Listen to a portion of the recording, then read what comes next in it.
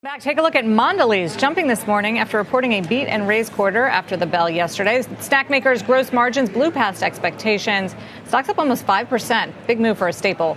Joining us in First on CNBC interview now is Mondelēz CEO Dirk Van de Put. Dirk, welcome back. It's good to have you.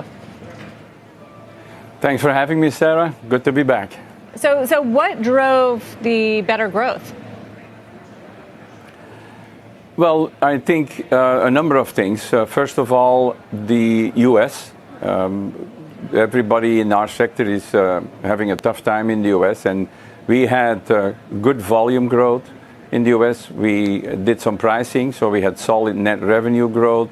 We are gaining market share in in all of our categories in North America. So that's one. Then you have our emerging markets. If you think about 40% of the business is emerging markets, that has been growing for 5 years now at a 9% CAGR. Excellent performance, also volume-wise in emerging markets. And then Europe, which had been a little bit of a drag, is starting to recuperate, and there was some positive news there also. And so that combined gave us very good top-line growth. Yeah, I mean, Europe, I guess, because it's the biggest business, that one sparks some concern. And some of the analysts characterize it as still being weaker trends there. What do you see in Europe? Is it weather related? Is it macroeconomic related? Yeah, in the quarter itself, there's a number of one-off or unique things. There is a heat wave in Europe. We sell a lot of chocolate in Europe, so chocolate doesn't do particularly well when it's hot. Second, there is the overall geopolitical situation and the nervousness of the consumer. Easter plays a big role in snacking. Easter was a shorter time period. So there's a number of one-offs that affect the quarter. Overall, over the longer term, what has happened, and I'm sure that you're aware of it, cocoa prices have gone up quite a bit in the last 2 or 3 years. So chocolate prices had to increase, and that had an effect on our volumes.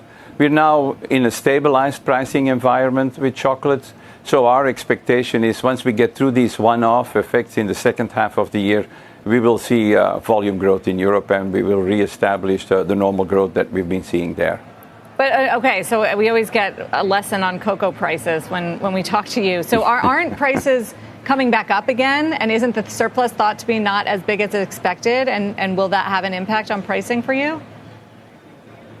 Well, when this whole problem started 2 years ago, there was a market that had no surplus and demand was quite high. That year, the crop was particularly low, so you had a deficit, and then there was some speculation in the middle, and that caused the whole run-up of the cocoa prices. Today, we are having a very big surplus in the market today. The demand has come down quite significantly.